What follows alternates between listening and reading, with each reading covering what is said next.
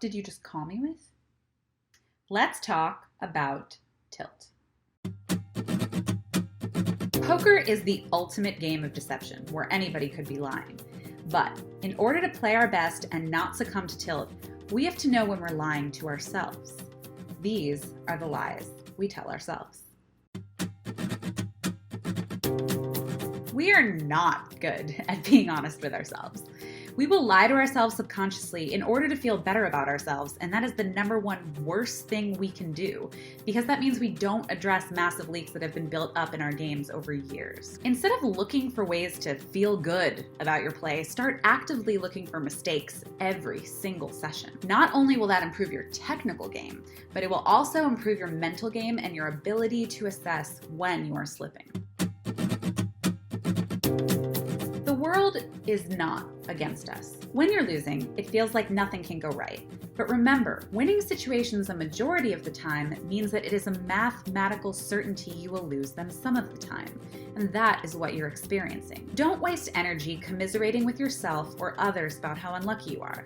Rather, put that energy into developing a sound mental game that weathers these storms better than your opponents.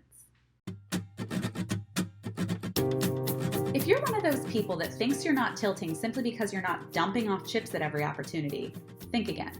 Tilt takes many forms, and any deviation from optimal play can cost you in the long run. You might be playing tighter, more quickly.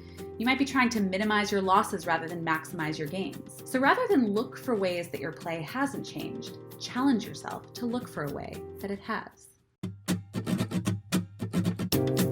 Your entire poker career is one long session. So it's okay if you don't get unstuck tonight. It's more important that you don't get so buried it feels impossible to dig yourself out the next session, in which case you're already beaten mentally before you start. And remember, when you're losing, your opponents are winning. And that means that no matter how bad they are playing better and feeling better, and you are playing worse and feeling worse.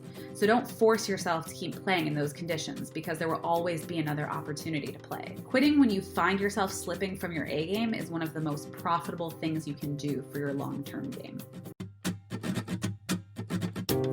The difference between good and great players is that good players believe they are immune to tilt and play through compromised states, while great players not only recognize that they do tilt, but they create strategies to prevent themselves from ever playing in that state. Don't assume that when bad things happen, you'll be good at handling it. Create a strategy in advance that assumes you won't be good at handling it.